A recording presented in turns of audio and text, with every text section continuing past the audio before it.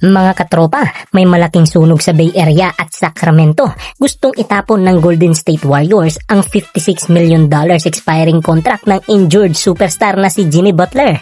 At sino ang target? Si Domantas Sabonis o si DeMar DeRozan ng Kings.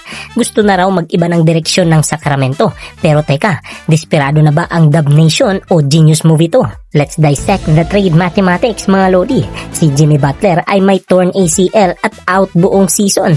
Pero ang kanyang contract ay isang expiring premium asset na nagkakahalaga ng $56.8 million. Para sa Kings, bakit nila ipamimigay si Sabonis na isang elite playmaking center o si DeMar DeRozan na 37 years old na pero automatic bucket pa rin? Simple, salary cap relief and pivot strategy.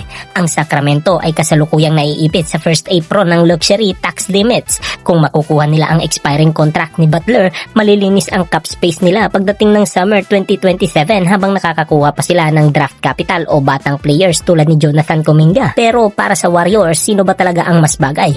Kung si Sabonis, siya ang magiging ultimate offensive hub sa short roller position. Sasaluhin niya ang rebounding load habang si Draymond Green ay pwedeng mag-focus sa help defense. Solve ang center problems ni Steve Kerr. Pero kung si DeRozan naman, kahit 37 years old na, he is a walking bucket generator. Siya ang magiging secondary shot creator na magpapagaan ng pasa ni Steph Curry. Ang kaso nga lang, kasya ba sa spacing ng Golden State ang mid-range game niya?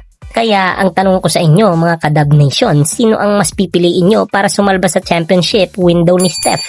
Ang playmaking ni Sabonis o ang clutch scoring ni DeRozan?